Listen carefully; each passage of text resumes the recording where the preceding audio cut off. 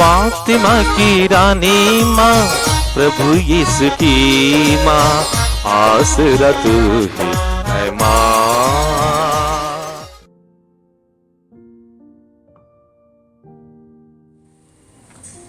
पहला पाठ नबी आमोस का ग्रंथ, अध्याय 5, पद संख्याएं 14 से 15, 21 से 24। बुराई के नहीं बल्कि भलाई की खोज में लगे रहो, इस प्रकार तुम्हें जीवन प्राप्त होगा और विश्वमंडल का प्रभु ईश्वर तुम्हारे साथ होगा, जैसा कि तुम उसके विषय में कहते हो। बुराई से बैर करो, भलाई से प्रेम रखो और अदालत में न्याय बनाए रखो। तब हो सकता है कि विश्वमंडल का प्रभु ईश्वर यूसुफ के बचे हुए लोगों पर दया करे। मैं तुम्हारे पर्वों से बैर और घृणा करता हूँ। तुम्हारे धार्मिक समारोह मुझे नहीं सुहाते। मैं तुम्हारे होम और नैवेद्य स्वीकार नहीं करता और तुम्हारे द्वारा चढ़ाए हुए मोटे पशुओं के शांति बलिदान की ओर नहीं देखता। अपने गीतों का कोलाहल मुझसे दूर करो। मैं तुम्हारी सारंगियों की आवाज सुनना नहीं चाहता। न्याय नदी की तरह बहता रहे और धार्मिकता कभी ना सूखने वाली धारा की तरह। यह प्रभु की वाणी है। भजन अनुवाक्य। सदाचारी ही ईश्वर के मुक्ति विधान के दर्शन करेगा। हे मेरी प्रजा इस्राएल, मैं बोलूंगा और तुम्हारे विरुद्ध साक्ष्य दूंगा, क्योंकि मैं ईश्वर तुम्हारा ईश्वर हूँ। अनुवाक्य।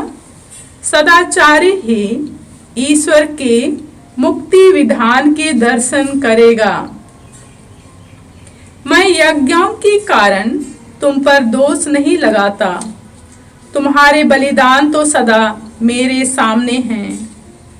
मुझे ना तो तुम्हारे घरों के साढ़ चाहिए और ना तुम्हारे बाड़ों की बकरी ही। अनुवाक्य। सदाचारी ही ईश्वर के मुक्ति विधान के दर्शन करेगा, क्योंकि जंगल के सभी जानवर मेरे हैं और मेरे पहाड़ों पर चरने वाले हजारों चौपाए भी। मैं आकाश के सभी पक्षियों को जानता हूँ। मैदानों में विचरने वाले सभी पशु मेरे ही हैं। अनुवाक्य। सदाचारी ही ईश्वर के मुक्ति विधान के दर्शन करेगा। यदि मैं भूखा भी होता तो मैं तुमसे नहीं कहता, क्योंकि पृथ्वी और उसकी सभी चीजें मेरी ही हैं। क्या तुम समझते हो कि मैं साढ़ों के मांस खाता अथवा बकरों का रक्त पीता हूँ? अनुवाक्य। सदाचारी ही ईश्वर के मुक्ति विधान के दर्शन करेगा। तुम मेरी संहिता का तिरस्कार करते और मेरी बातों पर ध्यान नहीं देते हो।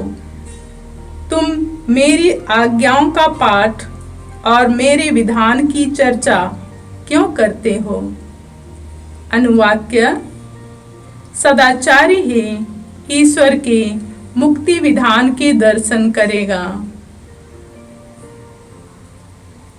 जय घोष। हालेलुया। पिता ने अपनी ही इच्छा से सत्य की शिक्षा द्वारा हमको जीवन प्रदान किया, जिससे हम एक प्रकार से उसकी सृष्टि के प्रथम फल बन जाएं। हालेलुया। प्रभु आप लोगों के साथ हो और आपके साथ भी। संत मत्ती के अनुसार प्रभु यीशु ख्रिस्त का पवित्र सुसमाचार। प्रभु की जय। अध्याय 8 पद संख्या 28 से 34। जब ईसा समुद्र के उस पार गदरेनियों के प्रदेश पहुंचे तो दो अपदूत ग्रस्त मनुष्य मकबरों से निकलकर उनके पास आए। वे इतने उग्र थे कि उस रास्ते से कोई भी आ जा नहीं सकता था। वे चिल्ला उठे, ईश्वर के पुत्र, हमसे आपको क्या आप यहाँ समय से पहले हमें सताने आए हैं? वहां कुछ दूरी पर सूअरों का एक बड़ा झुंड चर रहा था। अपदूत यह कहते हुए अनुनय विनय करते रहे, यदि आप हमको निकाल ही रहे हैं तो हमें सूअरों के झुंड में भेज दीजिए। ईसा ने उनसे कहा, जाओ। तब अपदूत उस मनुष्यों से निकलकर सूअरों में जा घुसे और सारा झुंड तेजी से ढाल पर से समुद्र में कूद पड़ा और पानी में डूबकर मर गया। सूअर चराने वाले भाग गए और जाकर पूरा समाचार और अपदूत ग्रस्तों के साथ जो कुछ हुआ यह सब उन्होंने नगर में सुनाया। इस पर सारा नगर ईसा से मिलने निकला और उन्हें देखकर लोगों ने निवेदन किया कि वह उनके प्रदेश से चले जाए। यह प्रभु का सुसमाचार है। ख्रिस्त की जय। ख्रिस्त में प्यारे भाइयों और बहनों,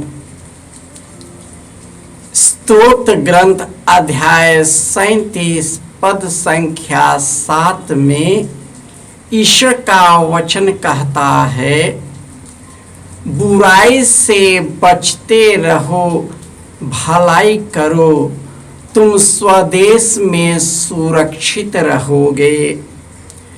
यदि तुम ईश्वर में आनंद पाओगे तो ईश्वर तुम्हारे मनोरथों को पूरा करेगा।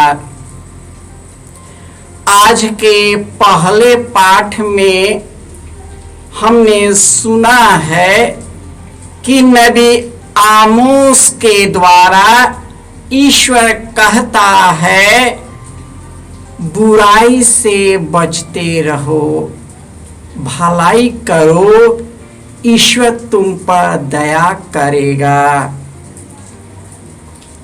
यदि हम एक दूसरे की भलाई करते हैं, सेवा करते हैं, उसके द्वारा हम ईश्वर में आनंद बनाते हैं, हम उनके कृपा पात्र बन जाते हैं। लेकिन यदि हम ईश्वर से दूर भागते हैं और बुराई करते हैं तो बुराई हमें दलदल में ले जाता है, हम अपनी जिंदगी को बर्बाद कर ही लेते हैं, साथ ही साथ अपने परिवार की जिंदगी, हमारे परिवार के आसपास के रहने वालों की जिंदगी को भी बर्बाद कर देते हैं। दूसरों को तंग करने लगते हैं, अन्याय और शोषण करने लगते हैं और इस प्रकार उन्हें बहुत ही पीड़ित करते हैं। यह इसलिए होता है कि हम ईश्वर से दूर जाते हैं। आज के सुसमाचार में प्रभु यीशु गरेसा के अपदूत से मुलाकात होती है और उसे देखकर अबदूत चिल्ला उठते हैं और वे कहते हैं कि हे दाऊद के पुत्र, क्या आप हमें नष्ट करने आए हैं? यदि आप हमें निकाल ही रहे हैं तो हमें सुअरों के झुंड में जाने दीजिए। यीशु ने उससे कहा, तुम चले जाओ। और इस प्रकार वे सुअरों में चले गए और सभी सुअर नदी में कूद गए और इस प्रकार वे मर गए।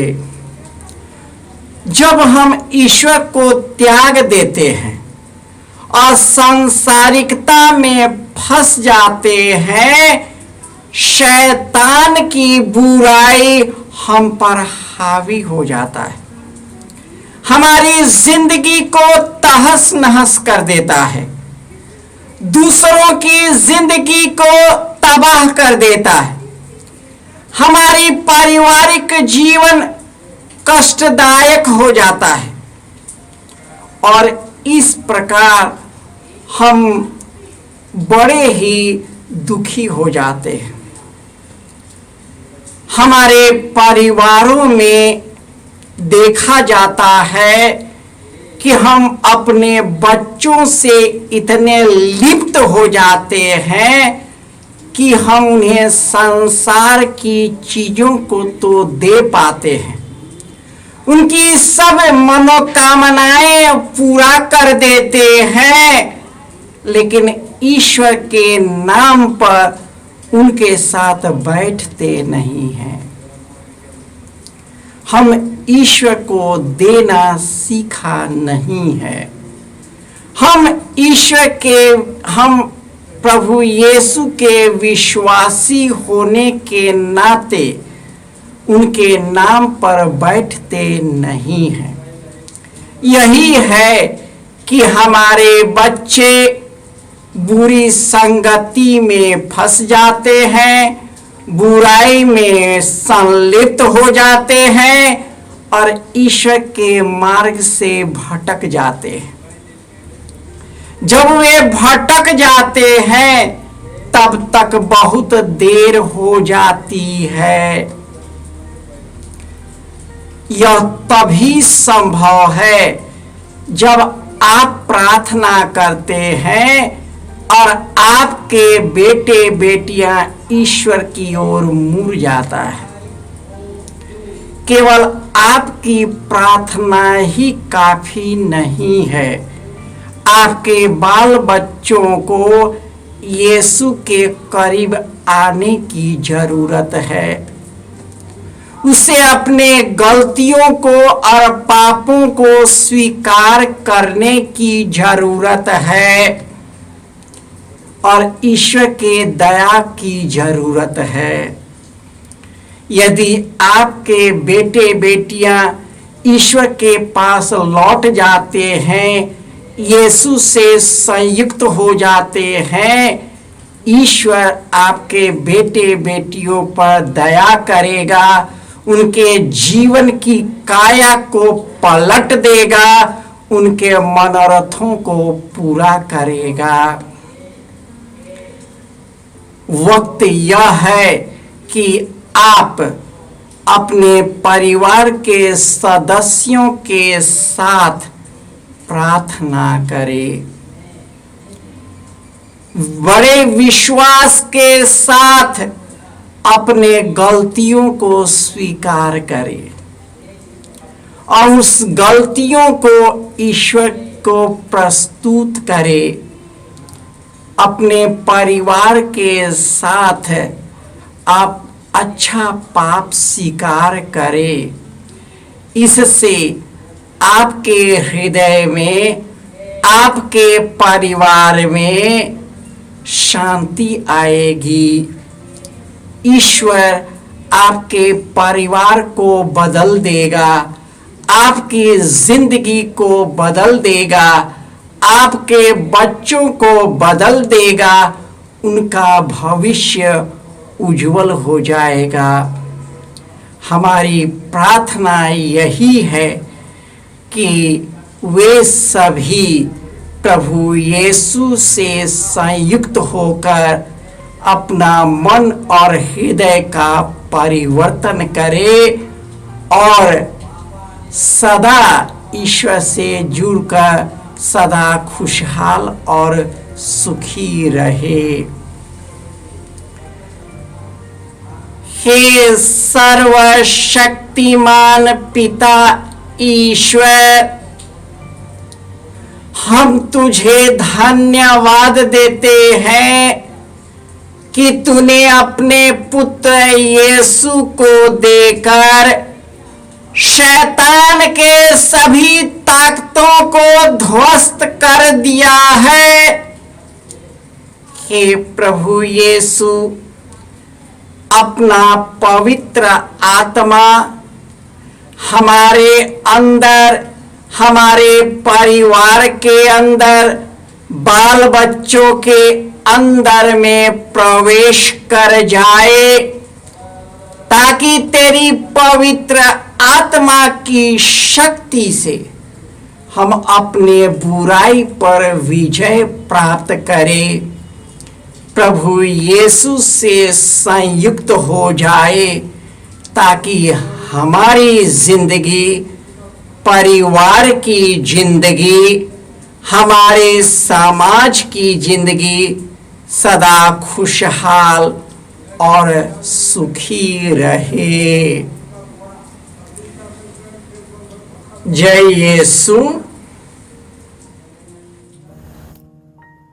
क्रिस्त में प्रिय भाई और बहनों, 13 मई 2020 से हम लोग यहाँ से मीसा के दैनिक पाठ और उन पर छोटा सा मनन चिंतन प्रस्तुत करते आ रहे।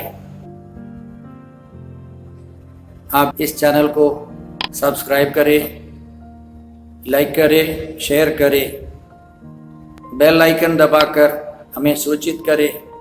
यहाँ से जो वीडियो प्रस्तुत की जाएगी वो आपको मिलते रहे। प्रभु आपको 100 गुनी आशीष दे। जय यीशु।